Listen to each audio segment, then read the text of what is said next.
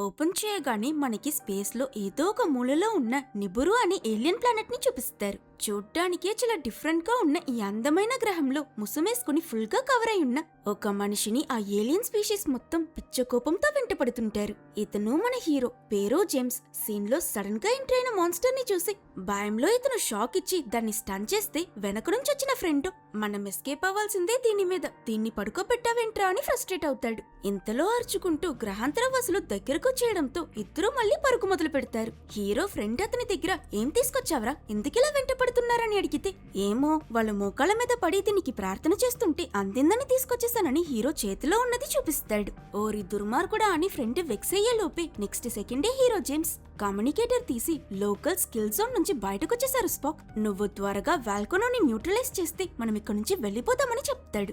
అప్పుడే కెమెరా పైకెత్తి చూపిస్తారు. ఈ ప్లానెట్ లోని అతిపెద్ద వాల్కనో ఎరప్ట్ అయ్యే సిచ్యువేషన్ లో ఉంటుంది. దాని మీద పొగ మధ్యలో ఒక షటిల్ ని చూపిస్తారు. ఇందులో హీరో టీమ్మేట్స్ ఉంటారు. అందులో అతను చెప్పిన స్పాక్ అనే వ్యక్తి సూట్ వేసుకుంటూ ఈ వాల్కనో పేలకూడదని ఆ ప్రాసెస్ ఆపడానికి అందులో దిగడానికి సిద్ధపడుతుంటాడు. యాక్చువల్లీ వాల్కనో పేలితే ఆ విధ్వంసంలో ఈ ప్లానెట్ మొత్తం నాశనమైపోతుంది. అందుకే దాన్ని వీళ్ళు ఆపాలనుకుంటున్నారు. కానీ ఆది మానవుల్లా బ్రతుకుతున్న ఈ ఏలియన్ స్పీషీస్ కంట్లో వీళ్ళు ఎట్టి పరిస్థితుల్లోనూ పడకూడదు. అది రూల్స్ కి వ్యతిరేకం. ఏలియన్ సివిలైజేషన్స్ ల డెవలప్మెంట్ నాచురల్ గా జరగాలి, వీళ్ళు తలదూర్చకూడదన్నదే పాలసీ. అందుకే ప్రస్తుతం హీరో జేమ్స్ ఈ ఏలియన్ స్పీషీస్ ని డిస్ట్రాక్ట్ చేస్తున్నాడు. ఇక్కడ అతను అతని ఫ్రెండ్ ఆ ఏలియన్స్ వదిలే విషబాణాల నుంచి తప్పించుకుంటూ ఉంటే అటు స్పాక్ గర్ల్ ఫ్రెండ్ అతనికి ఆల్ ది బెస్ట్ అని పెప్టాక్ ఇచ్చాక ఎక్యూప్ చేసి రోప్ కట్టి కిందకి తీస్తూ ఉంటారు. అంతా సరిగ్గా ఉన్నట్టే ఉన్న అన్ఫార్చునేట్లీ పొగ ఎక్కువగా ఉండడం వల్ల వీళ్ళ షటిల్ ప్రొపెల్లర్ డ్యామేజ్ అయి క్రాష్ అయ్యేలా వెళ్తుంది. మనం వెళ్లిపోవాలని పైలట్ చెప్పిన మరుక్షణం పాపం మధ్యలో వేలాడుతున్న స్పాక్ తాడు కట్టే అతను ఆ వాల్కనోలో పడిపోతాడు. గర్ల్ ఫ్రెండ్ అతన్ని కాపాడాలన్నా పైలట్ టైం లేదు, మనం మెయిన్ షిప్ కి వెళ్దాం, లేదంటే స్పాక్ మాత్రం కాదు మనము చేస్తాం, మెయిన్ షిప్ కి వెళ్లి అతన్ని కాపాడుకుందామని వెంటనే ఈ షటిల్ తిప్పి వాళ్ళ స్పేస్ షిప్ కి బయలుదేరుతాడు. అదే టైంలో మన హీరో జేమ్స్ ఇంకా అతని ఫ్రెండ్ కూడా ఆ ఏలియన్ల స్క్రోల్ చెట్టుకు తగిలించి అది చూసి మోకాళ్ళ మీద పడి కొల్చుకుని ఏలియన్స్ ని వదిలించుకుని సెకండ్ థాట్ లేకుండా స్పీడ్ గా కొండ అంచుకు వెళ్లి అక్కడి నుంచి సముద్రంలోకి దూకిస్తారు. ఇలా వీళ్ళు స్విమ్ చేసుకుంటూ అడుగుకి వెళ్ళాకే మనకు తెలుస్తుంది అసలు సిసలైన వీళ్ళ మెయిన్ స్పేస్ షిప్ ని అక్కడే దాచున్నారని. సైజ్ లో ఒక ఐలాండ్ అంత పెద్దగా ఉన్న ఈ హైటెక్ షిప్ పేరే ఎంటర్ప్రైజ్. ఈదుకుంటూ లోపలికి వెళ్ళాక హీరో జేమ్స్ ఇంకా అతని ఫ్రెండ్ డాక్టర్ బోన్స్ ఇద్దరు మిగతా వాళ్ళకి ఏమైంది వచ్చేసారా అని అడుగుతారు. మన హీరోని ఈ స్పేస్ షిప్ కి కెప్టెన్. స్పాక్ ఆ వాల్కెనోలో పడిపోయాడని తెలిసాక వీళ్ళు భయపడి కంట్రోల్ రూమ్ కి వెళ్తూ ఉంటే మరోవైపు మనకి స్పాక్ ని చూపిస్తారు. ఆ వాల్కెనోలో పెద్ద రాయి మీద పడి థ్యాంక్ఫుల్ ఇంకా ప్రాణాలతోనే ఉన్నాడు. లావా చెదురుతున్న ఈ డేంజరస్ సిచ్యువేషన్ లో కూడా తన గురించి ఆలోచించకుండా స్పాక్ తీసుకొచ్చిన మిషన్ ని ఆన్ చేసి వాల్కనో ఫ్రీజ్ చేసే పనిలో బిజీగా ఉంటాడు. హీరో జేమ్స్ వెంటనే స్పాక్ నువ్వు సేఫ్ గానే ఉన్నావు కదా అని అతన్ని కాంటాక్ట్ అయ్యి అడిగితే ఎస్ కెప్టెన్, ఈ డివైస్ కి కూడా ఏం కాలేదు, ప్రస్తుతం దీన్ని యాక్టివేట్ చేసే పనిలో ఉన్నానని స్పాక్ చెప్తాడు. థ్యాంక్ గాడ్ ప్రాణాలతోనే ఉన్నాడు. ఇప్పుడు మనం వీటిని ఎలా కాపాడుదాం? పైలట్ బాబు ఈ స్పేస్ షిప్ ని ఆ వాల్కనో మీదకి తీసుకువెళ్ళగలవా? పొగ ఎక్కువ కాబట్టి లొకేషన్ సెట్ అవ్వదు కెప్టెన్, వెళ్ళినా స్పాక్ ని బయటకు తీయడానికి యాంగిల్ ఫిక్స్ అవ్వదు కెప్టెన్ అని ఇక్కడ కంట్రోల్ రూమ్ లో అందరూ వాడిని ఎలా కాపాడాలని పిచ్చెక్కిపోతూ ఉంటారు. కానీ స్పాకో, మీరు నన్ను కాపాడకూడదు కెప్టెన్, మీరు బయటకొస్తే మన పెద్ద స్పేస్ షిప్ ని ఆ ఏలియన్ వాసులు చూసేస్తారు, ఇది రూల్స్ కి వ్యతిరేకం, మనం తెలిసి ఫెడరేషన్ రూల్స్ ని బ్రేక్ చేయకూడదు, అది చాలా రాంగ్. అండ్ నా గురించి మీరు బాధపడాల్సిన అవసరమూ లేదు, ఒక గ్రహాన్నే కాపాడి చచ్చే నా చావుకి ఒక అర్థం ఉందని. ఈ టైంలో కూడా నీతి న్యాయం రూల్స్ అని పట్టిన పట్టు వదలకుండా వీళ్ళని మరింత ఫ్రస్ట్రేట్ చేస్తాడు. కానీ స్పాక్ క్యారెక్టర్ కి బాగా అలవాటు పడ్డ షిప్ లో ఉన్న వాళ్ళు అతను చెప్పేది వినిపించుకోరు. హీరో జేమ్స్ ఐడియా దొరక్క ఆలోచించు, ఒకవేళ నేనా పరిస్థితిలో ఉంటే స్పాక్ నన్ను కాపాడడానికి ఏం చేసుండేవాడో ఆలోచించని అంటే పక్కనున్న అతని ఫ్రెండ్ అయిన డాక్టర్ బోన్సో నేను చావనిచ్చుండేవాడని కౌంటర్ కొడతాడు. స్పాక్ డివైస్ ని సెట్ చేస్తాడు. 30 సెకండ్స్ లో అది యాక్టివేట్ అయిపోతుంది. అయితే వాల్కెనోతో పాటు అతను కూడా ఫ్రీజ్ అయి చేస్తాడు. 30 సెకండ్సే ఉందని వీళ్ళు కంగారు పడుతూ ఉంటే వీళ్ళ బ్యాడ్ లక్. అంత గ్యాప్ కూడా ఇవ్వకుండా ఆ వాల్కెనో పొంగి లావా బయటికి తుల్లడం మొదలవుతుంది. ఆ ఏలియన్ స్పీషీస్ లో ఊరు నాశనం అయిపోయి భయంలో అది చూస్తున్న వాళ్ళంతా కర్రగట్టుకుపోతారు.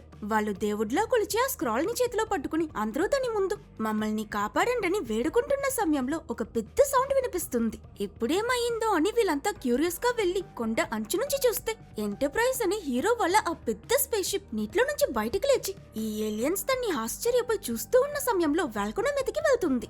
ఇక్కడ స్పాక్ డివైస్ పేలడానికి జస్ట్ 10 సెకండ్స్ మాత్రమే ఉన్నాయి. అతను కళ్ళు మూసుకుని టైటానిక్ సినిమా సినిమాలో జాక్లా పోస్ కొడుతూ డీప్ ఫ్రై అవడానికి సిద్ధంగా ఉంటాడు. మొత్తం వాల్కున ఎరప్ట్ అయి ఆ డివైస్ వల్ల ఫ్రీజ్ అవుతుందన్న సమయానికి వీళ్ళు స్పాక్ ని బీమ్ చేసి వాళ్ళ షిప్ లోకి టెలిపోర్ట్ చేసుకుంటారు. సో వాల్కున ఎరప్షన్ ఆగిపోయింది. ఇతన్ని ప్రాణాలతో కూడా కాపాడేశారు. స్పాక్, మిత్రమా నువ్వు కుశలమా అని హీరో జేమ్స్ ఆనందంగా పరిగెట్టుకుంటూ వస్తే స్ట్రైట్ ఫేస్ తో స్పాక్, మీరు రూల్స్ బ్రేక్ చేసేశారు కెప్టెన్, వాళ్ళు మనల్ని చూసేశారని అంటాడు. కానీ లైట్ తీసుకున్న హీరో చూస్తే చూసారు పెద్దగా ఏమైపోతుందని అంటే అలా మనకి ఆ ఏలియన్స్ ని చూపిస్తారు. వాళ్ళు చేతిలో ఉన్న స్క్రాల్ ని విసిరి జల్లేసి హీరో వాళ్ళ స్పేస్ షిప్ బొమ్మ గీసి దేవుడని దానికి ప్రార్థన చేయడం మొదలు పెడతారు. ఇలా ఒక ప్రపంచాన్నే కాపాడి ఈ స్పేస్ షిప్ ఇక్కడ నుంచి బయలుదేరుతుంది. హాయ్ ఫ్రెండ్స్, ఈ వీడియోలో మనం 2013 లో విడుదలైన star trek into the darkness అనే సైఫై మూవీ ఎక్స్ప్లెనేషన్ ని చూడబోతున్నాం. చాలా రోజుల తర్వాత ఒక మంచి సైఫై మూవీ దొరికింది. సో ఫుల్ స్టోరీలోకి వెళ్ళిపోదాం. ఇప్పుడు ఇయర్ 2259. ఫ్యూచర్ కాబట్టి హైరైస్ బిల్డింగ్స్, ఎగిరే కార్లని మన భూమి టెక్నాలజికలీ బాగా డెవలప్ అయి ఉంటుంది. అండ్ స్పేస్ గురించి, మిగతా ఏలియన్ సివిలైజేషన్స్ గురించి తెలుసుకోవడానికి స్టార్ ఫ్లీట్ ఫెడరేషన్ అని ఒక ఆర్గనైజేషన్ ని కూడా అమలు చేసుంటారు. సో టెక్నికల్లీ ఏలియన్స్ తో పాటు మనుషులు కలిసిమెలిసి బ్రతికే ఒక పీస్ఫుల్ అయిన టైం పీరియడ్ ఇది. ఇక్కడ మనకి మిస్టర్ అండ్ మిసెస్ బ్లాక్ అనే ఒక జంటని చూపిస్తారు. పొద్దున్న లేవగానే వీళ్ళిద్దరు స్ట్రైట్ గా హాస్పిటల్ కి వెళ్తారు. ఏమైందో చూస్తే అప్పుడే మనకి తెలుస్తుంది వాళ్ళొక్కగానో ఒక్క కూతురు ఏదో ఇన్క్యూరబుల్ డిసీజ్ వచ్చి చావు బ్రతుకుల మధ్య పోరాడుతుందని. తన వ్యాధికి మందు లేదు. మిస్సెస్ బ్లాక్ ఆవిడ కూతురుతో లోపల టైం స్పెండ్ చేస్తూ ఉంటే మిస్టర్ బ్లాక్ బాధలో బయటకు వెళ్తాడు. ఆయన వరండాలో నిల్చునున్నప్పుడు సడన్లీ అక్కడికి ఒక వ్యక్తి వచ్చి, నువ్వు నా కోసం ఒక విషయం చేసి పెట్టాలి, దానికి బదులుగా నేను నీ కూతుర్ని కాపాడుతానని అంటాడు. అఫ్ కోర్స్ ఇది విన్నాక వేరే చాయిస్ ఉందా ఏంటి? కళ్ళు మూసుకుని మిస్టర్ బ్లాక్ అతని ఆఫర్ కి ఒప్పుకుంటాడు. ఈ వ్యక్తి ఈ సినిమాలోనే అతి ఇంపార్టెంట్ అయిన పర్సన్, పేరు John Harrison. Mister Black deal కి ఒప్పుకోగానే ఈ జాన్ హ్యారిసన్ ఒక ల్యాబ్ కి వెళ్లి ఏదో చేసి తన రక్తాన్ని ఒక సిరింజ్ లో తీసి ఆ బ్లడ్ ఉన్న ట్యూబ్ ని మిస్టర్ బ్లాక్ కి ఇస్తాడు. అది తీసుకొచ్చి ఆయన అనారోగ్యంతో ఉన్న ఆయన కూతురికి ఎక్కించగాని సర్ప్రైజింగ్లీ కంటికి కనిపించే అంత వేగంగా ఆ అమ్మాయి వైటల్స్ రికవర్ అవుతుంది. కూతురు బ్రతికి బయటపడింది కాబట్టి మిస్టర్ బ్లాక్ జాన్ హ్యారిసన్ కి అతనిచ్చిన మాట నిలబెట్టుకోవడానికి సిద్ధపడతాడు. ఇతను స్టార్ ఫ్లీట్ ఫెడరేషన్ లో సెక్షన్ 31 అనే ప్లేస్ లో వర్క్ చేస్తున్నాడు. ఇక్కడే వీళ్ళు ఈ ఫెడరేషన్ లోని అన్ని ఇంటెలిజెన్స్ ఇంకా డిఫెన్స్ డేటాని స్టోర్ చేస్తారు. మిస్టర్ బ్లాక్ ఇక్కడే వర్కర్ కాబట్టి ఆ పకడ్బందీ అయిన సెక్యూరిటీని ఈజీగా క్రాస్ చేసుకుంటూ వెళ్లి తన డెస్క్ లో కూర్చుని ఎవరికో ఏదో ఇంపార్టెంట్ అయిన డేటా ట్రాన్స్ఫర్ చేస్తాడు. మేబీ ఆ జాన్ హ్యారిసన్ ఈ డేటానే అడిగాడేమో అని మనం అనుకుంటాం. కానీ ఇక్కడే ట్విస్ట్. నెక్స్ట్ సెకండే డాక్టర్ బ్లాక్ తన చేతికున్న ఉంగరం తీసి పక్కనే ఉన్న నీల గ్లాస్ లో వేస్తాడు. అది డిసాల్వ్ అయిన మరుక్షణం అక్కడ ఒక పెద్ద ఎక్స్ప్లోషన్ జరిగి సెక్షన్ 31 ఫుల్ గా పేలిపోతుంది. అక్కడ ఆ సీన్ కట్ చేస్తే హీరో జేమ్స్ ఇంకా Spock Starfleet Federation headquarters కి వెళ్తున్నట్టు చూపిస్తారు. ఆ ఎంపైర్ స్పేస్ షిప్ కి మన హీరో కెప్టెన్ అయితే స్పాక్ అతని ఫస్ట్ ఆఫీసర్, అంటే అతని అసిస్టెంట్ అన్నమాట. వీళ్ళని వాళ్ళ హయ్యర్ అఫీషియల్ ఆఫీస్ కి రమ్మని పిలుచుంటాడు. ఇలా సంబంధం లేకుండా సడన్ గా పిలుస్తున్నాడంటే కొంపతీసి మనకి ప్రమోషన్ ఏదైనా ఇస్తాడా అని హీరో జేమ్స్ సూపర్ ఎక్సైట్ అవుతాడు. ఇదిగో ఇతని పేరే కెప్టెన్ పైక్, వీళ్ళ డైరెక్ట్ సుపీరియర్. మన హీరో అనుకున్నట్టు వీళ్ళకి ప్రమోషన్ ఇవ్వడానికి ఏం పిలవలేదు. రివర్స్ లో బంట బూత్లో తిట్టడానికి పిలిపించాడు. నీకెంత ధైర్యం ఉంటే మిషన్ రిపోర్ట్ లో అబద్ధం చెప్తావు జేమ్స్ అని ఆయన అంటే, నేనా? అబద్ధమా? అబద్ధం అంటే ఆతో మొదలవుతుంది, అదేనా కెప్టెన్? దాని అర్థం కూడా నాకు తెలీదు, ఎందుకు అడుగుతున్నారంటీ అని. అపరిచితుడు సినిమాలో రాముల అమాయకంగా నటిస్తాడు. కానీ వీడింత డ్రామా చేసేదంతా వేస్ట్. ఎందుకంటే పక్కనే ఉన్న స్పాక్ ఆల్రెడీ ఆ ఏలియన్ ప్లానెట్ లో ఏం జరిగిందో ఆ నుంచి అహా వరకు మొత్తం బిట్ వదలకుండా పారాలు రిపోర్ట్ రాసుంటాడు. విని విషయం తెలుసుకున్న హీరో జేమ్స్ ఎందుకు చెప్పావురా అని షాక్ అయితే, అదే షాక్ తో స్పాక్ మీరెందుకు చెప్పలేదు కెప్టెన్ అని రిటర్న్ అడుగుతాడు. యాక్చువల్లీ స్పాక్ అపియరెన్స్ చూసాక మీకు ఆల్రెడీ తెలుసుంటుంది, ఇతను ఒక ఏలియన్ స్పీషీసే. వీళ్ళని వల్కన్ అంటారు. వీళ్ళ స్పీషీస్ లో ఎవరు ఎట్టి పరిస్థితుల్లోనూ అబద్ధం చెప్పలేరు. సో ఇక్కడ తను చేసింది తప్పని కూడా స్పాక్ కి రియలైజేషన్ ఉండదు. నేను నీ ప్రాణాలు కాపాడితే నువ్వు నా గురించి పొడ్డీలు పెడతావా అని జేమ్స్ కోపగించుకోవడం చూసిన స్పాక్ అదే స్ట్రైట్ ఫేస్ తో, యాక్చువల్లీ నో కెప్టెన్, మీరు నా ప్రాణాలు కాపాడారు, అందుకో నేను చాలా థ్యాంక్ఫుల్ గా ఉన్నాను. అందుకే ఈ ఇన్సిడెంట్ పూర్తి బాధ్యత తీసుకుని వాళ్ళు ఏ పనిష్మెంట్ ఇచ్చినా దాన్ని మొత్తం స్వీకరించడానికి నేను సిద్ధంగా ఉన్నానని చెప్తాడు. ఓరి నువ్వు నీ రూల్స్, కొన్ని విషయాలని పైనున్న వాళ్ళకి చెప్పకూడదురా అని ఇతను ఫిక్స్ అవుతూ ఉంటే, కెప్టెన్ పైకో వాడినెందుకు చూస్తున్నావు, నాతో మాట్లాడు. మన స్టార్ ఫ్లీట్ ఫెడరేషన్ పని కొత్త ప్రపంచాలని ఎక్స్ప్లోర్ చేయడం, దూరంగా ఉండి స్పేస్ నుంచి తెలియని విషయాల్ని తెలుసుకోవడం. ప్రతి సివిలైజేషన్ కి కొంచెం కొంచెంగా డెవలప్ అవడానికి టైం పడుతుంది. మనం మధ్యలోకి దూరకూడదన్నది ఆర్గనైజేషన్ ప్రైమ్ రూల్. అలాంటిది నువ్వేం చేసావు? ఇంకా వీళ్ళు కూడా కనిపెట్టని ఆ ఏలియన్స్ కి ఏకంగా స్పేస్ షిప్ చూపించా. ఇది చేయడమే ఆల్రెడీ పెద్ద తప్పు అంటే చేసింది దాచడం అంతకన్నా పెద్ద తప్పు. నువ్వు రాసిన రిపోర్ట్ లో ఈ ఇన్సిడెంట్ గురించి ఒక్క ముక్క లేదని చెడామెడా తిడతాడు. బట్ సార్, మేం కాపాడక లేకపోయి ఉంటే ఆ ప్లానెట్ లోని జీవరాశులంతా ఆ వాల్కనిక్ ఎరప్షన్ లో అంతరించిపోయి ఉండేవి. మేము ఒక ప్రపంచాన్ని, అందులో ఉన్న కోట్ల స్పీషీస్ మొత్తాన్ని కాపాడామని హీరో తన తరపు న్యాయాన్ని చెప్తాడు. కెప్టెన్ పైక్ కి కోపం వచ్చి, ఇప్పటికీ నీ తప్పేంటో నువ్వు తెలుసుకోలేదు కదా, అసలు ఈ మిషన్ నుంచి నువ్వేమైనా నేర్చుకున్నావా అని అడిగితే ఇక్కడ కూడా జేమ్స్ కామెడీ చేస్తూ నేర్చుకున్నానే, అదే స్పాక్ ని ఎట్టి పరిస్థితుల్లోనూ నమ్మకూడదని. ఇక ఎప్పటికీ ఆ తప్పు చేయనని అసలు ఈ విషయాన్ని సీరియస్ గానే తీసుకోడు. దీంతో కెప్టెన్ పైక్ కి టెన్షన్ లేచి, నువ్వేదో పెద్దగా సాధించేశానని గర్వపడుతున్నావు కదా, ఆ ప్లానెట్ కి మనకి సంబంధమే లేదు, కానీ నువ్వు అనవసరమైన విషయంలో తలదూర్చావు. ఏదైనా చిన్న తప్పు జరుగుంటే నీ వల్ల నీ టీం మెంబర్స్ చనిపోయి ఉండేవాళ్ళు. మోరోవర్ నీ యాక్షన్స్ కి కాన్సిక్వెన్సెస్ లేవనుకుంటున్నావు జేమ్స్, చాలా తప్పు. పైనుంచి ఆర్డర్ వచ్చింది, స్పాక్ ని వేరే టీం కి ట్రాన్స్ఫర్, నిన్నైతే ఏకంగా సస్పెండ్ చేసేశారు. ఇక నువ్వు ఎంటర్ప్రైజ్ స్పేస్ షిప్ కి కెప్టెన్ వి కాదని అనౌన్స్ చేస్తాడు. ఇంతసేపు చిల్ గా ఉన్న హీరోకి ఒక్కసారిగా చెమటలు పట్టేస్తా. లేదు సార్, నేను చెప్పేది వినండి అని ఎక్స్ప్లెయిన్ చేయడానికి వెళ్తాడు, కానీ కెప్టెన్ పైక్ పట్టించుకోడు.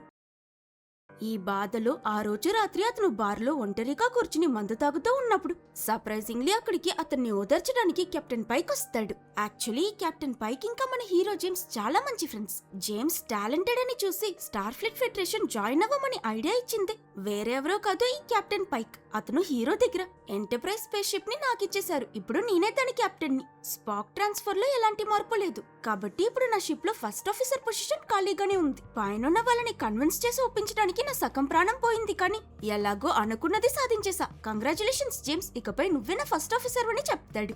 సస్పెన్షన్ గురించి బాధపడుతున్న హీరోకి ఇది చాలా మంచి న్యూస్. అస్సలు నమ్మలేకపోతాడు. చాలా హ్యాపీగా ఉన్నప్పుడే వీళ్ళ కమ్యూనికేటర్ రింగ్ అవుతుంది. Emergency, section 31 పేలిపోయింది. వెంటనే స్టార్ ఫ్లీట్ ఫెడరేషన్ లోని క్యాప్టెన్స్ ఇంకా ఫస్ట్ ఆఫీసర్స్ అందరూ ఎమర్జెన్సీ మీటింగ్ కోసం హెడ్ క్వార్టర్స్ కి రమ్మని మెసేజ్ పంపిస్తారు. ఇది తెలుసుకుని అస్సలు ఆలస్యం చేయకుండా కెప్టెన్ పైక్ ఇంకా హీరో బయలుదేరుతారు. స్పాక్ కూడా ఫస్ట్ ఆఫీసరే కాబట్టి అతను ఈ మీటింగ్ కి వచ్చుంటాడు. స్పాక్ జేమ్స్ దగ్గరకు వచ్చి, కెప్టెన్, నేను రిపోర్ట్ రాసిన విషయం మీకు ముందే చెప్పుండాలి, చెప్పకుండా మేబీ మిస్టేక్ చేశానేమో అని సీరియస్ గా చెప్తే జేమ్స్ కి తల తిరిగి, రే నువ్వు రిపోర్ట్ రాసిందే మిస్టేక్ రా, మోరోవర్ నేను ఇప్పుడు కెప్టెన్ కాదు ఫస్ట్ ఆఫీసర్ ని, నువ్వు చేసిన ఘనకార్యం వల్లే నేను నా షిప్ ని కోల్పోయానని తిడుతూ ఎంత ఫ్రస్ట్రేట్ చేసినా స్పాక్ అతని ఫ్రెండ్ కదా, కాబట్టి నేను నిన్ను మిస్ చేస్తా డ్యూడ్ అని అంటే స్పాక్ ఊనడో ఊపిరి తీయడు. దాంతో హీరో ఇంకా ఫ్రస్ట్రేట్ అయి వాడి మీద కోపంతో అక్కడి నుంచి వెళ్ళిపోతాడు. ఇతని పేరే అడ్మైరల్ మార్కస్, వీళ్ళందరికీ బాస్.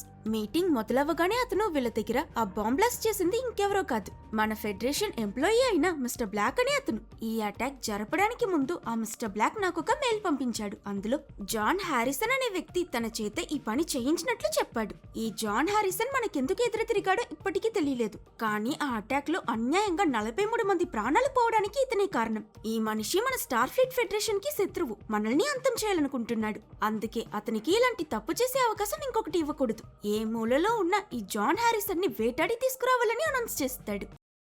అప్పుడు ఆ అటాక్ జరిగిన సెక్షన్ 31 సెక్యూరిటీ ఫుటేజ్ చూసిన హీరోకి ఒక డౌట్ వస్తుంది. ఫెడరేషన్ కి ఎదురు తిరగాలనుకునే ఈ జాన్ హారిసన్ సెక్షన్ 31 పై అటాక్ ఎందుకు చేయించాడు?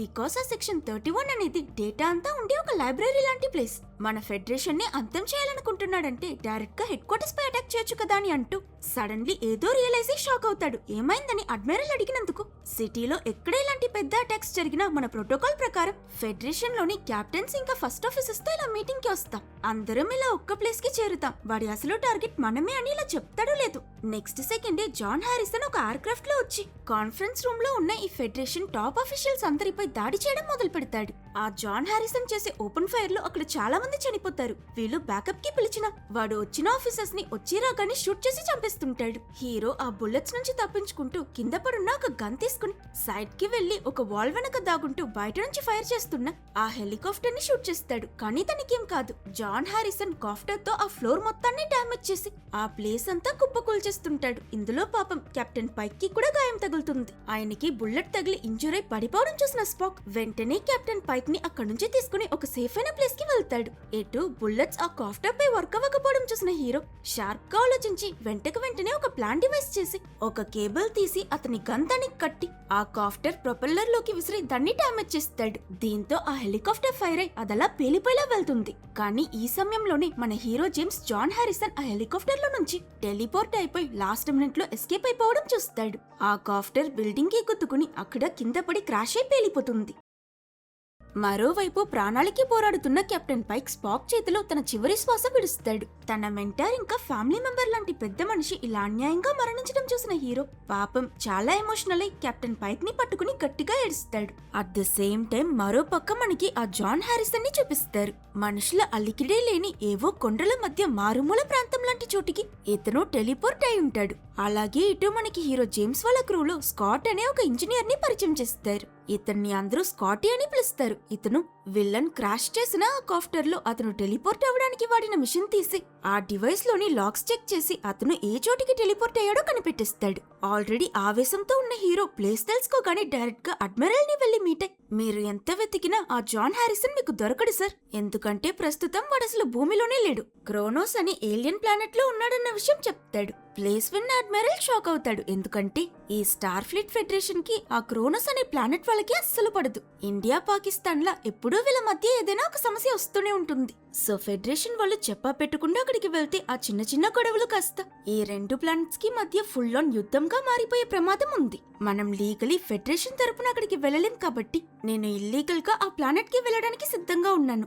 నాకు నా ఎంపైర్ స్పేస్ షిప్, అందులోని క్రూ మెంబర్స్ అలాగే స్పాక్ ని నా ఫస్ట్ ఆఫీసర్ గా అపాయింట్ చేసి పంపించండి. మేము ఆ జాన్ హారిసన్ ఏ మూలలో దాగునున్న కుక్కలా ఇడ్చుకొస్తామని చెప్తాడు. ఇదంతా విన్న అడ్మైరల్ ఇక్కడే వీళ్ళకి ఒక ట్విస్ట్ ఇస్తాడు. Actually villain John Harrison blast చేసిన ఆ సెక్షన్ 31 లో వీళ్ళు ఒట్టి డేటాని మాత్రం స్టోర్ చేయలేదు, అక్కడ వార్ టైంలో వాళ్ళకి చాలా సహాయపడుతుందని ఇలాంటి 31 ప్రమాదకరమైన టార్పిడోస్ అనే వెపన్స్ ని సృష్టించారు. ఇది టాప్ సీక్రెట్. ఈ టార్పిడోస్ ని లాంచ్ చేశాక కూడా ఏ ఏలియన్ రేడార్స్ వీటిని సెన్స్ చేయలేవు.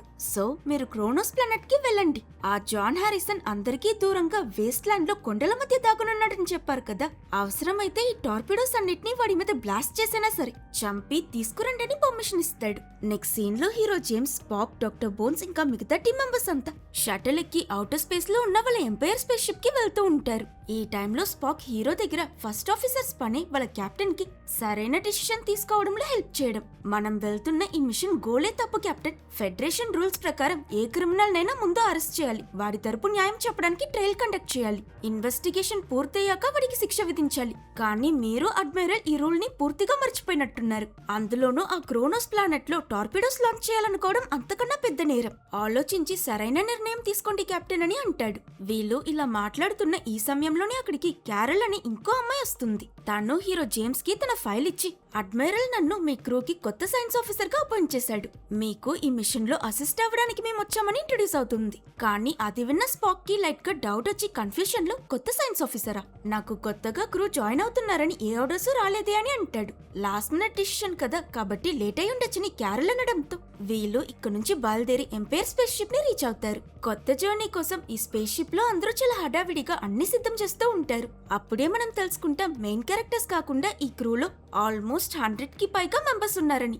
రెగ్యులర్ చెకింగ్ చేస్తున్నప్పుడు వాళ్ళ చీఫ్ ఇంజనీర్ స్కాటీ ఆ టార్పిడోస్ లో అసలు ఏముందో తెలియకుండా స్పేస్ షిప్ లో ఎక్కించడానికి నేనొప్పుకోనని పర్మిషన్ ఇవ్వడు.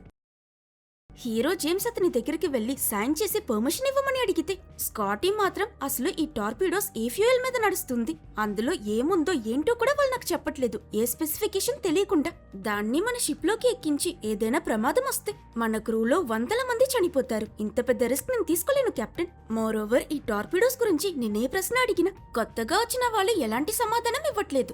మనం వోయేజర్స్ ని కదా కెప్టెన్, వెపన్స్ తో మిలిటరీ ఆపరేషన్స్ చేయడం ఎప్పుడు మొదలు పెట్టామని వీడంటే జేమ్స్ ఈ టార్పిడోస్ వల్ల ఎలాంటి ప్రమాదం రాదు, ఎక్కువ ఆలోచించకు స్కాటీ, సైన్ చేయని అతన్ని కన్విన్స్ చేయడానికి ట్రై చేస్తాడు. అప్పటికీ స్కాటీ ఒప్పుకోకుండా చీఫ్ ఇంజనీర్ గా ప్రమాదకరమైన వస్తువుల్ని స్పేస్ షిప్ లోపలికి రానివ్వకుండా ఆపడమే నా పని అని అంటే, అయితే నేను పనిలో నుంచే తీసేస్తానని హీరో అతన్ని ఫైర్ చేసేస్తాడు. ఎన్ని సంవత్సరాలు కలిసిమెలిసి పనిచేశాక ఏదో కూరలో కరివేపాకులా అతన్ని ఈజీగా తీసి పడేయడం చూసి స్కాటీ చాలా బాధపడతాడు. అతను అతని ఏలియన్ అసిస్టెంట్ ఫీల్ చేస్తూ అక్కడి నుంచి వెళ్ళిపోతూ నీ చీఫ్ ఇంజనీర్ గా చెప్తే వినిపించుకోలేదు, ఇప్పుడు నీ ఫ్రెండ్ గా ఒక విషయం చెప్తున్నా గుర్తుంచుకో జేమ్స్, ఆ టార్పిడోస్ ఏంటో మనకి తెలీదు, ఎట్టి పరిస్థితుల్లోనూ వాటిని యూజ్ చేయకు, నువ్వు షిప్ లో ఉన్న వాళ్ళంతా సేఫ్ గా ఉండండి అని అడ్వైస్ ఇస్తాడు. ఇలా స్కాటీ అవుట్ టార్పిడోస్ ఇన్ అయ్యాక ఇలా వీళ్ళ ప్రయాణం మొదలవుతుంది. జేమ్స్ బయటికి చెప్పడు కానీ స్కాటీ వెళ్లిపోవడం ఇతన్ని కూడా ఎఫెక్ట్ చేస్తుంది. అతను చెప్పింది మనసులో పెట్టుకుంటాడు. అండ్ ఫైనలీ హీరో ఇక్కడే అతని క్రూ మెంబర్స్ కి వాళ్ళు జాన్ హారిసన్ ని పట్టుకోవడానికి క్రోనోస్ ప్లానెట్ కి వెళ్తున్నారన్న విషయం అనౌన్స్ చేస్తాడు.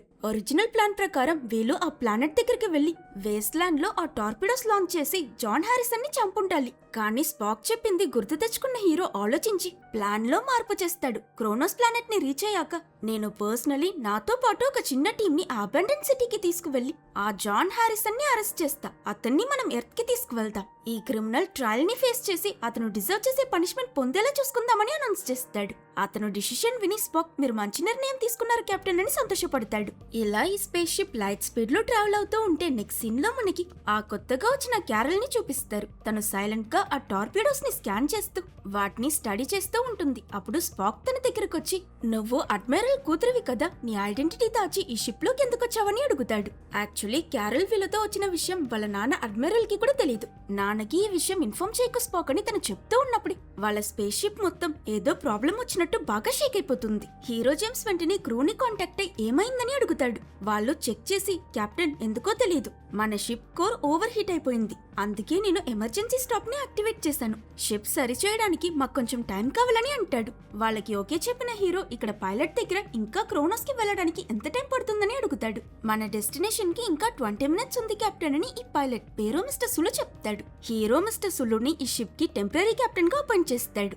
నువ్వు జాన్ హారిసన్ ని లొంగిపోమని మెసేజ్ బ్రాడ్కాస్ట్ చేయి. ఈలోగా నేను ఒక టీం లీడ్ చేసుకుంటూ వెళ్లి అతన్ని సరౌండ్ చేస్తానని మిస్టర్ సులుకి ఇన్స్ట్రక్షన్స్ ఇచ్చి స్పాక్ ఇంకా అతని గర్ల్ ఫ్రెండ్ ఉహారాని తనతో పాటు క్రోనోస్ కి రమ్మని చెప్పి ఇద్దరిని షటిల్ బే దగ్గర అసెంబుల్ అవ్వమంటాడు. వీడి ప్లాన్ మొత్తం విన్న డాక్టర్ బోన్సో నీకేమైనా పిచ్చా జేమ్స్, మనం ఎనిమి టెరిటరీలో ఉన్నాం.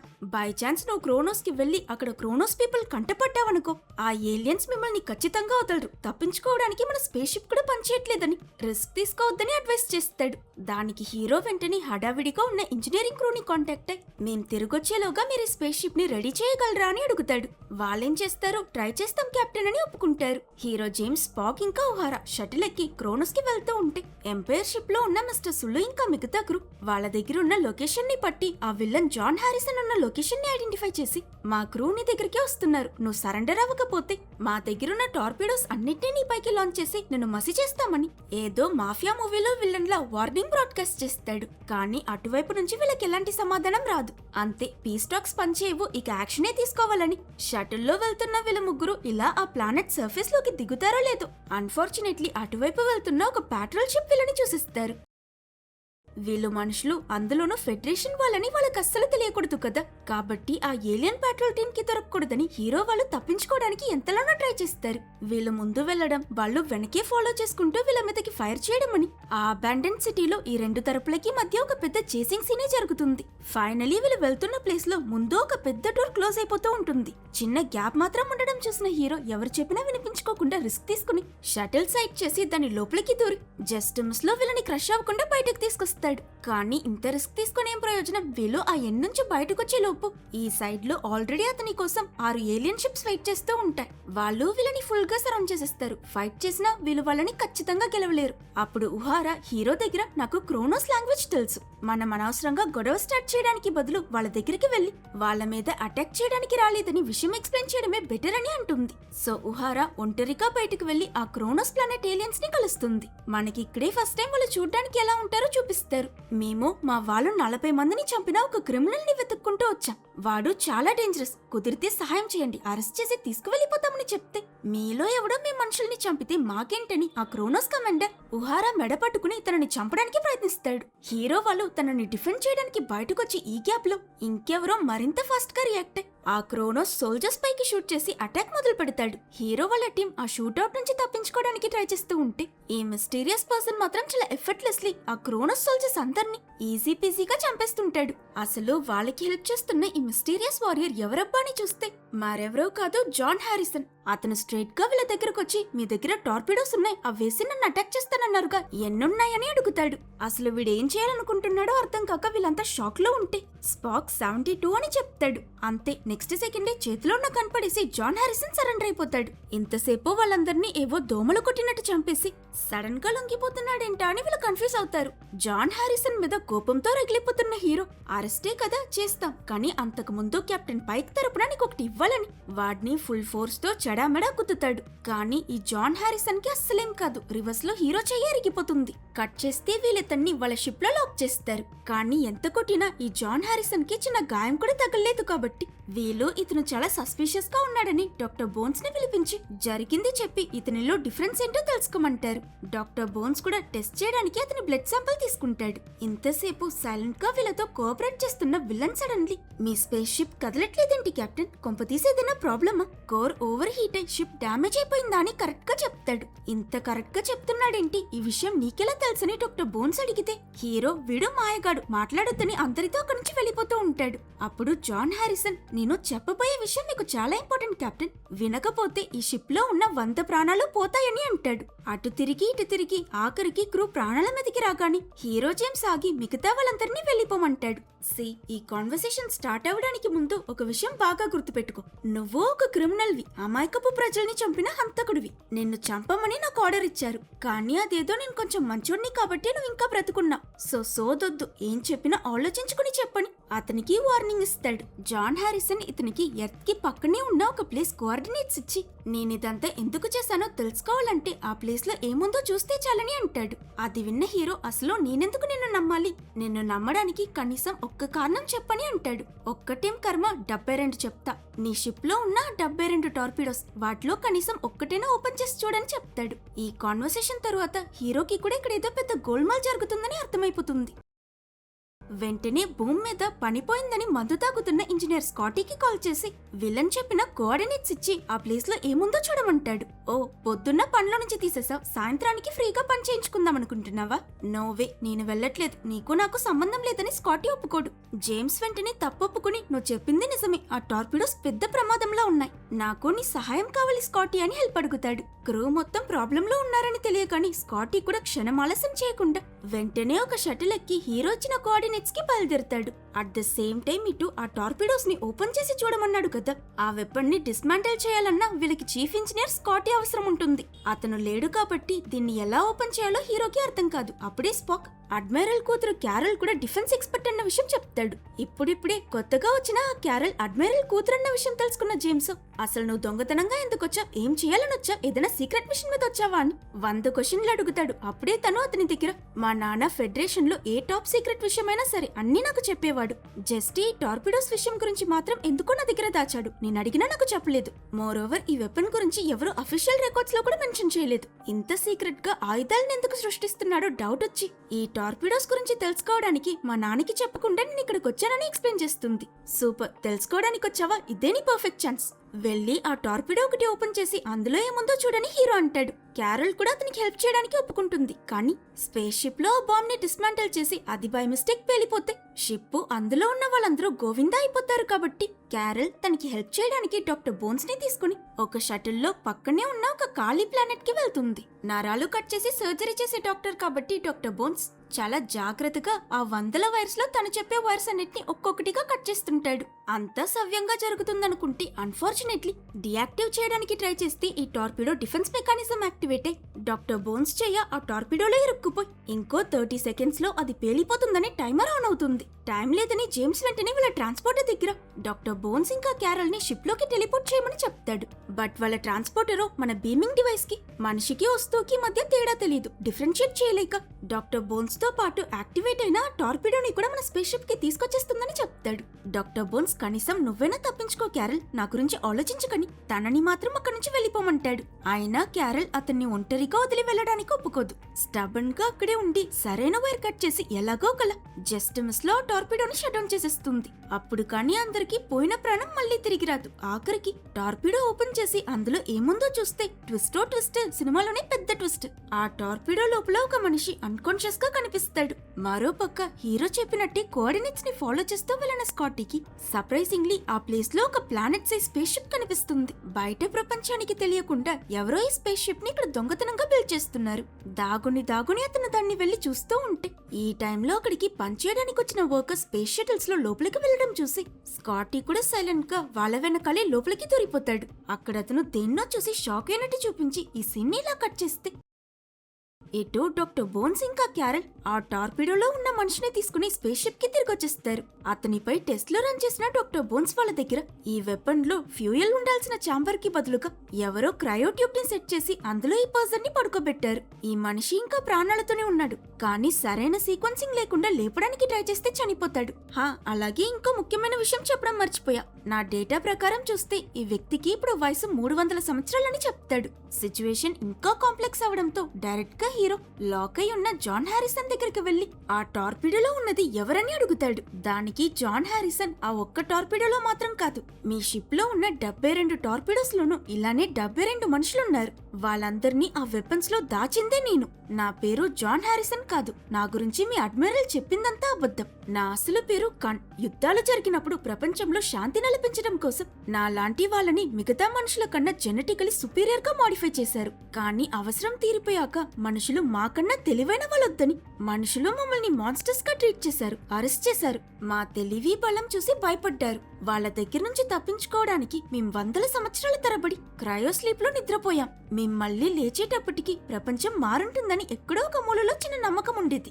ఈ టైంలోనే మీ అడ్మిరల్ కి స్పేస్ లో తిరుగుతున్న మా షిప్ దొరికింది. అతను మా అందరిలో యూజ్ చేసుకోవడానికి నన్నొక్కడిని మాత్రం లేపాడు. మీకు క్రోనోస్ ప్లానెట్ కి మధ్య అప్పుడప్పుడు గొడవలు జరుగుతూ ఉండేవి. ఎప్పటికైనా ఈ 2 ప్లానెట్స్ కి మధ్య ఫుల్ ఆన్ వార్ మొదలవుతుందని మీ అడ్మిరల్ కి తెలుసు. అందుకే మీ ఫెడరేషన్ కి కావాల్సిన advanced weapons and warships create చేయడానికి బందీగా నా చేత పని చేయించుకున్నాడు. అలా నేను క్రియేట్ చేసిన వెపన్సే ఈ టార్పిడోస్.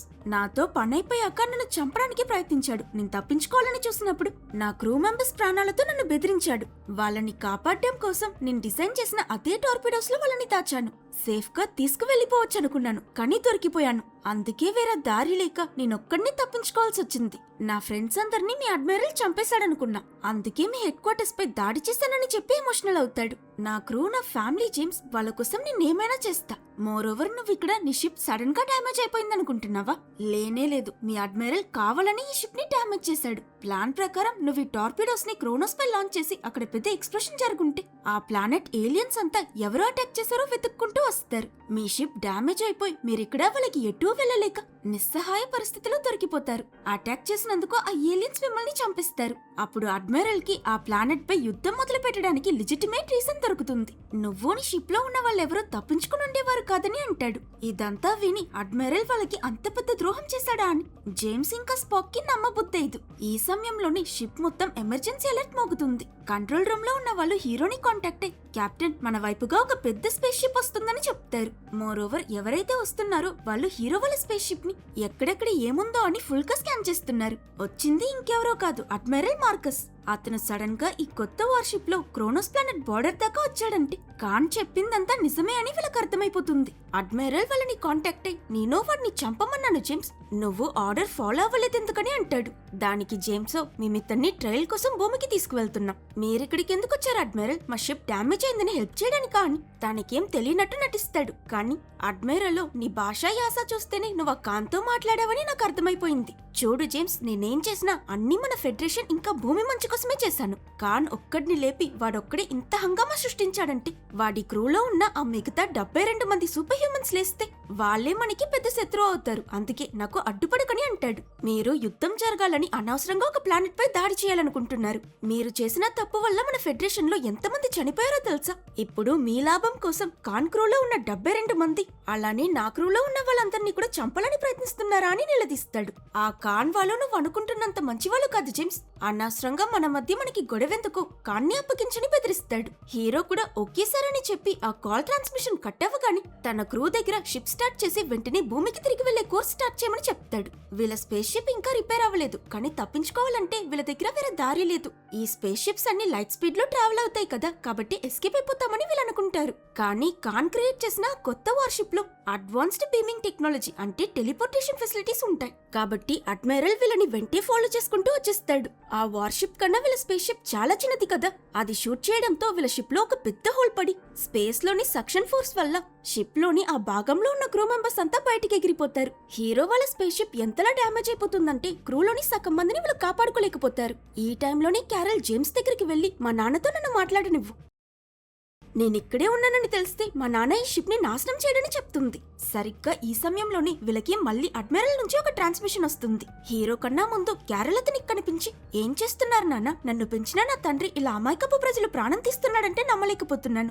ఒకవేళ మీరు షిప్ ని నాశనం చేయాలనుకుంటే దాంతో పాటు లోపలున్న మీ కూతుర్ని కూడా చంపాల్సి వస్తుంది, ఆలోచించుకోండి అని క్యారల్ అంటుంది. తనని ఆ షిప్ లో చూసి వాళ్ళ నాన్న షాక్ అయినా ఆలోచించడానికి ఏం లేదని అతని దగ్గరున్న అడ్వాన్స్డ్ టెక్నాలజీతో క్యారల్ ని తన షిప్ లోకి టెలిపోర్ట్ చేయించుకుంటాడు. ఆ తరువాత జేమ్స్ ని చూసి, నువ్వు ఆర్డర్స్ మీరడం, మన శత్రువు ఖాన్తో చేరడం అండ్ ఇప్పుడు తప్పించుకోవడానికి ప్రయత్నించడం తప్పు, చాలా పెద్ద తప్పు. నాకు నువ్వు వేరే దారి ఇవ్వట్లేదు జేమ్స్, ఆ ఖాన్తో పాటు నీ షిప్ మొత్తాన్ని నాశనం చేయాల్సి వస్తుందని వాళ్ళ షిప్ మీదకి లేజర్ పాయింట్ చేస్తాడు. అడ్మైరల్ వాళ్ళని బ్లాస్ట్ చేసేస్తాడన్న టైంకి హీరో జేమ్స్ అతనికి సారీ చెప్పి, సారీ సార్, ఒక్క అవకాశం ఇవ్వండి, ఆర్డర్స్ ఫాలో అవ్వంది నేను, జరిగిన తప్పులన్నిటికీ నేనే కారణం, మీకు ఖాన్ని అప్పగిస్తా, ఏ పనిష్మెంట్ ఇచ్చినా తీసుకుంటా, కానీ ప్లీజ్ నా క్రూకి దీనికి ఏ సంబంధం లేదు కదా, వాళ్ళని వదిలేయంటని ప్రతిమాలుతాడు. అసలు మీకు నా ప్లాన్ గురించి తెలియనప్పుడే మిమ్మల్ని ఇక్కడికి చావడానికి పంపించా, ఇప్పుడు అంతా తెలిసాక కూడా నీ క్రూని ఎలా వదిలేస్తాననుకుంటున్నావు జేమ్స్ అని అడ్మైరల్ తన మనుషుల దగ్గర ఆ షిప్ ని పేల్చేయమని ఆర్డర్ ఇస్తాడు. అంతే, వీళ్ళిక చచ్చారన్న టైంలో సడన్లీ ఆ వార్షిప్ లో పవర్ మొత్తం పోతుంది. ఏమైందో ఎవ్వరికీ అర్థం కాదు. కారణం ఇంకెవరో కాదు, మన స్కాటీ. వీళ్ళని కాంటాక్ట్ అయి నేను ఆ వెపన్స్ ఆపేశానని చెప్పగానే సూపర్ రా అని వీళ్ళు తెగ ఆనందపడతారు. కానీ స్కాటియో, మన దగ్గర ఎక్కువ టైం లేదు కెప్టెన్, నేను ఇక్కడే ఇరుక్కుపోయి ఉన్నాను, వాళ్ళు ఆ వెపన్స్ ని రీస్టార్ట్ చేసే లోపు ఎలా అయినా నన్ను కాపాడండి, లేదా వీళ్ళిక్కడ నన్ను సమాధి చేసేస్తారని అంటాడు. వెంటనే హీరోకి పోయిన హోప్ తిరిగొచ్చి ఈ సమస్య నుంచి గట్టెక్కడానికి ఇంకో ప్లాన్ వేస్తాడు. ఆ అడ్వాన్స్డ్ వార్షిప్ ఉన్నంత వరకు వీళ్ళ అడ్మైరల్ నుంచి తప్పించుకోలేరు కాబట్టి దాన్ని లోపలికి వెళ్లి వాళ్ళని టాకిల్ చేయాలని డిసైడ్ అవుతాడు. ఆ వార్షిప్ ని పిలిచేసిన ఖాన్ కి దాని గురించి మొత్తం తెలుస్తుంది కాబట్టి జేమ్స్ అతన్ని తనతో రమ్మంటాడు. బదులుగా నాకేం దొరుకుతుంది కెప్టెన్, నేను మీకెందుకు సహాయం చేయాలని ఖాన్ అడిగితే, నువ్వు నాకు హెల్ప్ చేస్తే నేను నీ క్రూ మెంబర్స్ ని కాపాడతాను, వాళ్ళకేం కానివ్వనని మాటిస్తాడు. వీళ్ళిద్దరూ ఒక డీల్ కి వస్తారు. స్పాక్ హీరో దగ్గర, మిమ్మల్ని ఖాన్ తో ఒంటరిగా పంపించడం నాకు సరనిపించట్లేదు కెప్టెన్, నేను కూడా మీతో పాటు వస్తానని అంటాడు. నేను వెళ్ళాక మన షిప్ లో అన్ని అర్థం చేసుకుని సరైన నిర్ణయం తీసుకోగలిగి ఒక కేపబుల్ అయిన కెప్టెన్ అవసరం ఉంటుంది, అది నువ్వే స్పాక్, మన క్రూని జాగ్రత్తగా చూసుకో అని జేమ్స్ అతన్ని టెంపరీ కెప్టెన్ గా పనిచేస్తాడు. ఆ తరువాత ఖాన్ ఆ వార్షిప్ లో వీళ్ళు వెళ్ళడానికి ఒక దారుంది, ఆ ప్లేస్ ఎక్కడుందో చెప్పి స్కాటీ దగ్గర ఎయిర్లాక్ ఓపెన్ చేయమని చెప్తాడు. వీళ్ళు చెప్పింది విని స్కాటీ కూడా లొకేషన్ కి వెళ్లి డోర్ ఓపెన్ చేయడానికి రెడీగా ఉంటాడు. అదే సమయంలో ఇటు హీరో ఇంకా ఖాన్ స్పేస్ సూట్ వేసుకుని స్పేస్ లోకి జంప్ చేసి వార్షిప్ వైపుగా వెళ్తూ ఉంటారు. కానీ ఫైట్ లో హీరో వాళ్ళ స్పేస్ షిప్ విరిగిపోయింది కదా, దాని డెబ్రిస్ మొత్తం వీళ్ళ దారికి అడ్డుగా తిరుగుతుంటాయి. స్టార్టింగ్ లో ఇద్దరు తన దగ్గర నుంచి తప్పించుకున్న మధ్యలో పాపం హీరో స్పీడ్ గా వస్తున్న ఒక డెబ్రిస్ కి గుద్దుకుని అతని హెల్మెట్ స్క్రీన్ బ్రేక్ అయిపోతుంది. దీంతో అతనికి ఎటు వెళ్లాలో దారి తెలీదు. ఇంకొంచెం సేపు అలానే ఉంటే హెల్మెట్ మొత్తం బ్రేక్ అయిపోయి అతను చావును చేస్తాడు. బట్ థ్యాంక్ఫుల్లీ ఇంతలో ఖాన్ అతనితో క్యాచప్ అయి దారి చూపించడంతో ఇద్దరూ సేఫ్లీ ఆ ఎయిర్లాక్ దగ్గరకైతే రీచ్ అవుతారు. స్కాటీ, డోర్ ఓపెన్ చేయి, లేకపోతే తలుపు గుద్దుకుని ఇద్దరము చస్తామని వీళ్ళు అంటూ ఉంటే పాపం అటు స్కాటీ అడ్మైరల్ మనిషికి దొరికిపోయి ఉంటాడు. ఎవరు నువ్వు, ఇక్కడేం చేస్తున్నావని వాడు అడుగుతూ ఉంటే స్కాటీ, నేను మీ టీంలో ఒకడినే, ఇంజనీర్ని, మిషన్ చెక్ చేయడానికి వచ్చానంటూ వాడిని మాటల్లో ఉంచి పటుక్కుమని లాక్ ఓపెన్ చేసేస్తాడు. దీంతో ఒక్కసారిగా లోపలున్న ఆ మనిషి వస్తువులన్నీ స్పేస్ లోకి ఇడ్చుకోబడతాయి. ఆ ఎయిర్లాక్ మూసుకోవడానికి ముందు ఖాన్ ఇంకా జేమ్స్ షిప్ లోకి వచ్చేస్తారు. లోపలికి రావడం వరకు సరే, ఇప్పుడు వీళ్ళు ముగ్గురు కలిసి అడ్మైరల్ ఎక్కడున్నాడో వెతకాలి. మరోవైపు ఎంపైర్ స్పేస్ షిప్ లో స్పాక్ వాళ్ళ వల్కన్ క్లాన్ లీడర్ ని కాంటాక్ట్ అయ్యి, మీకు ఖాన్ అని ఎవరైనా తెలుసా అని అడుగుతాడు. దానికి ఆ వల్కన్ లీడరు, ఖాన్ చాలా డేంజరస్, ఎట్టి పరిస్థితుల్లోనూ వాడిని నమ్మే తప్పు చేయకని అంటాడు. మీరెప్పుడైనా ఈ ఖాన్ని ఓడించారా, అతన్ని ఎదిరించారా అని స్పాక్ అడిగినందుకు ఎస్, కానీ దానికి మేము చాలా పెద్ద మూల్యం చెల్లించామని ఆయన చెప్తాడు. ఆ ఖాన్ ఎంత భయంకరమైన వాడో తెలుసుకుని స్పాక్ కి జేమ్స్ గురించి ఇంకా టెన్షన్ పెరుగుతుంది. At the same time hero ఇంకా స్కాటీ ఖాన్ సహాయంతో అడ్మైరల్ మనుషులతో ఫైట్ చేసి వాళ్ళని వదిలించుకుని కంట్రోల్ రూమ్ వైపుగా వెళ్తూ ఉంటారు. అప్పుడు హీరో జేమ్స్ స్కాటీ దగ్గర, వీడు మనకి సహాయం చేస్తున్నాడు కానీ మన వాడు కాదు, అడ్మైరల్ క్యారల్ దొరికాక నేను ఆయన్ని పట్టుకుంటా, నువ్వు ఈ గ్యాప్ లో కాన్ని స్టన్ చేసేయని చెప్తాడు. టెలిపోర్ట్ చేసిన క్యారల్ ని మనుషులు అడ్మిరల్ దగ్గరికి తీసుకొస్తే తన కోపంలో వాళ్ళ నాన్న చంప పగలగొట్టి మీరింత నీచమైన మనిషిని నేను అనుకోలేదు, మిమ్మల్ని చూస్తే నాకు అసహ్యం వేస్తుందని చీకొట్టుకుంటుంది. కానీ పదవి పలుకుబడని ఆ పిచ్చిలో ఉన్న అడ్మిరల్ ఏమీ వినిపించుకోడు. వార్షిప్ వెపన్స్ రీస్టార్ట్ అవ్వగానే హీరో వాళ్ళ ఎంపైర్ స్పేస్ షిప్ పై ఫైర్ చేయమని ఆర్డర్ ఇస్తాడు. సరిగ్గా వీళ్ళు అటాక్ అమలు చేయబోతున్నారన్న టైంకి హీరో వాళ్ళు లోపలికి దూరి ఇక్కడున్న కొంతమందిని ట్యాకల్ చేసి అడ్మిరల్ ని గన్ పాయింట్ లో పట్టుకుంటారు. ఏంటి, నన్ను చంపిస్తావా జేమ్స్ అని అడ్మిరల్ అడిగితే, లేదు సార్, నేను మిమ్మల్ని భూమికి తీసుకువెళ్తా, మీ తప్పుల్ని వాళ్ళు డిసైడ్ చేస్తారని హీరో అతన్ని అరెస్ట్ చేస్తాడు. ఈ టైంలో స్కాటీ కరెంట్ పెట్టి కాన్ని స్టన్ చేసిన అతను స్పృహ కోల్పోకుండా సడన్ గా లేచి ఈజీగా హీరో ఇంకా స్కాటీని కొట్టి అతన్ని ఇంతలా బెదిరించిన అడ్మిరల్ తలని ఏదో పుచ్చకాయ అదిమినట్టు ఫుల్ ఫోర్స్ తో 2 చేతులతో అదిమి చెతగ్గొట్టేస్తాడు. అడ్మిరల్ చనిపోగానే హీరో, క్యారల్ ఇంకా స్కాటీని హాస్టేజ్ గా పట్టుకున్న ఇతను స్పాక్ ని కాంటాక్ట్ అయ్యి నీ షిప్ లో ఉన్న నా 72 క్రూ మెంబర్స్ ని నాకిస్తే బదులుగా ఈ ముగ్గురిని ప్రాణాలతో నీ దగ్గరికి పంపిస్తా, లేదంటే మీ కళ్ళ ముందే చంపిస్తానని బెదిరిస్తాడు. కానీ హీరో వద్దంటాడు, ఎందుకంటే ఆ టార్పిడోస్ వెపన్స్. కాన్ లాంటి ఇంత డేంజరస్ అయిన మనిషికి అంత భయంకరమైన వెపన్స్ ఇస్తే ఏం చేస్తాడో ఎవరికి తెలుసు, కాబట్టి వద్దని అంటాడు. కానీ స్పాక్ చూస్తూ చూస్తూ ఎలా తన కెప్టెన్ ని చావనిస్తాడు. మోరోవర్ కాన్ ని ఎట్టి పరిస్థితుల్లోనూ వదలకూడదని ఆలోచించిన అతను సడన్ గా తిరిగి డాక్టర్ బోన్స్ దగ్గర నువ్వు తెలియక టార్పిడోస్ ని యాక్టివేట్ చేసేసావు కదా, ఎలానో గుర్తుందా అని అడుగుతాడు. కన్ఫ్యూజ్ అయిన డాక్టర్ బోన్స్ ఉంది కానీ ఎందుకని అడగడంతో ఆ సీన్ ని అక్కడ కట్ చేసి కొంచెం సేపటి తరువాత స్పాక్ ఇచ్చిన మాట ప్రకారం ఆ 72 టార్పిడోస్ ని వార్షిప్ కి టెలిపోర్ట్ చేస్తాడు. ఇది చూసిన కాన్ సంతోషపడి మన హీరో జేమ్స్ దగ్గర, వెరీ గుడ్ జేమ్స్, ఇక నువ్వు నీ షిప్ కి వెళ్లాల్సిన సమయం వచ్చేసింది. ఒక మంచి కెప్టెన్ ఎప్పుడు తన షిప్ లో అందరితో పాటు చేస్తాడని వీళ్ళ ముగ్గురిని బీమ్ చేసి పంపించి వాళ్ళ స్పేస్ షిప్ పై దాడికి సిద్ధపడతాడు. బట్ ఇక్కడ కాన్ ఎక్స్పెక్ట్ చేయని ట్విస్ట్ ఏంటంటే కొన్ని సెకండ్స్ లో అతని క్రూ ఉన్న టార్పిడోస్ అన్ని బ్లాస్ట్ అయిపోయి వార్షిప్ లో సగం డ్యామేజ్ అయిపోతుంది. ఆ ఎక్స్ప్లోషన్ ని కెమెరాలో చూసిన ఇతను తన ఫ్యామిలీ మొత్తం చనిపోయారని గుండె పగిలేలా ఏడుస్తాడు. కోపం తలకెక్కి దీనికి కారణమైన స్పాక్ ఇంకా మిగతా క్రూని వదలకూడదని చాలా ఆక్రోషంగా వాళ్ళపై అటాక్ స్టార్ట్ చేస్తాడు. తిరిగొచ్చిన జేమ్స్ స్పాక్ నిజంగానే ఆ 72 మందిని చంపేశాడని షాక్ అయితే డాక్టర్ బోన్స్, స్పాక్ అంత చెడ్డవాడేం కాదు కెప్టెన్, మేము ఆల్రెడీ ఆ 72 మందిని టార్పిడోస్ నుంచి వేరు చేసి సేఫ్ గా క్రయోట్యూబ్స్ లో పెట్టామని అంటాడు. కాన్ చేసే అటాక్స్ వల్ల షిప్ మొత్తం ఊగిపోతూ కొంచెం కొంచెంగా కూలిపోతూ చాలా స్పీడ్ గా భూమి మీద పడేలా వెళ్తూ ఉంటుంది. షిప్ కూలిపోతుందని అర్థం చేసుకున్న స్పాక్ టెంపరరీ కెప్టెన్ కదా, వెంటనే నేను ఇక్కడే ఉండి మీ ఎస్కేప్ పాడ్స్ ని యాక్టివేట్ చేస్తా, మీరంతా వెళ్లిపోండని వాళ్ళకి ఎవాక్యుయేషన్ ఆర్డర్స్ ఇస్తాడు. కానీ క్రూలో ఎవరూ వినరు, మేము మీతోనే ఉంటాం మిస్టర్ స్పాక్ అని షిప్ ని కంట్రోల్ చేయడానికి ట్రై చేస్తారు. ఇప్పుడు ప్రాబ్లం ఈ షిప్ కోర్ లోనే కదా, కాబట్టి చీఫ్ ఇంజనీర్ అయిన స్కాటీ అండ్ మన హీరో జేమ్స్ ఇద్దరు పరిగెట్టుకుంటూ అక్కడికి వెళ్లి కోర్ ని స్టెబిలైజ్ చేయడానికి ఏదైనా దారుందా అని చూస్తారు. స్కాటీ మొత్తం చెక్ చేసి దీన్ని చెక్ చేయాలంటే ఇప్పుడు ఒక్కటే మార్గం, మనం లోపలికి వెళ్లి సైడ్ అయిపోయిన కోర్ ని అలైన్ చేయాలని చెప్తాడు. అప్పుడే అది మళ్ళీ పనిచేయడం స్టార్ట్ చేస్తుంది. కానీ దీనివల్ల కోర్ రేడియేషన్ తగిలి వెళ్లిన వాళ్ళు చనిపోతారని అంటాడు. సో హీరో జేమ్స్ స్కాటీని కొట్టి స్పృహ కోల్పోయేలా చేసి నేనే కెప్టెన్ కాబట్టి రిస్క్ నేనే తీసుకుంటానని, చనిపోతానని తెలిసి కూడా ఆ కోర్ మిషన్ ని అలైన్ చేయడానికి వెళ్తాడు.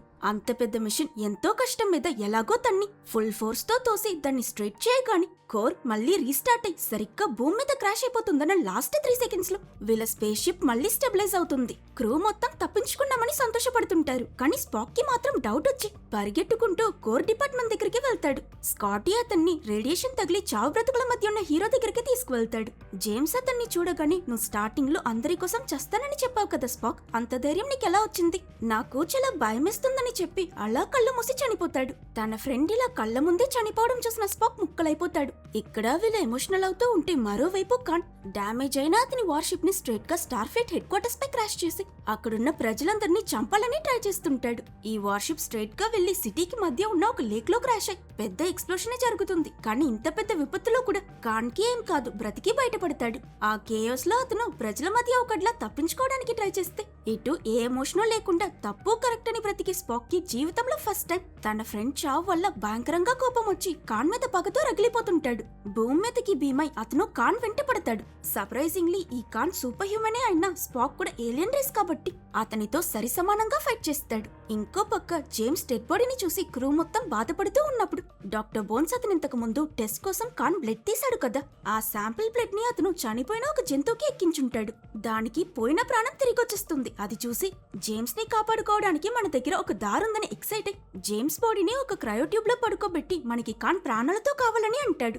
దీంతో ఉహారా కూడా కిందకి టెలిపోర్ట్ అయి వెళ్లి ఖాన్ తో ఫైట్ చేస్తున్న స్పాక్ దగ్గర జేమ్స్ ని కాపాడుకోవాలంటే వీడు మనకి ప్రాణాలతో కావాలని చెప్తుంది. కొత్త హోప్ వచ్చిన స్పాక్ ఈ ఖాన్ ని చితక్కొట్టి ప్రాణాలతో క్యాప్చర్ చేస్తాడు. కట్ చేస్తే జేమ్స్ కి హాస్పిటల్లో మెలకు వస్తుంది. అతను నవ్వుతూ తనని కాపాడినందుకు స్పాక్ కి థ్యాంక్స్ చెప్తాడు. ఆ తరువాత వీళ్ళు ఖాన్ ఇంకా అతని క్రూ మెంబర్స్ అందరూ ఎలా వచ్చారో అలానే క్రయోస్లీప్ లో పడుకోబెట్టి స్పేస్ లోకి పంపించేస్తారు. అడ్మైరల్ చేసిన తప్పు ప్రపంచం మొత్తానికి తెలిసిపోయింది. హీరో ఇంకా తన క్రూ మొత్తానికి ప్రమోషన్స్ దొరికాయి. వీళ్ళు రిపేర్ చేసిన ఎంపైర్ స్పేస్ షిప్ లో ముందులా కొత్త ఏలియన్ సివిలైజేషన్స్ ని వెతుక్కుంటూ ఇంకో జర్నీకి వెళ్తున్నట్టు చూపించి ఈ మూవీని ఎండ్ చేస్తారు. ఒకవేళ మీకు ఈ వీడియో నచ్చితే లైక్ చేసి సబ్స్క్రైబ్ చేసుకోవడం మర్చిపోకండి.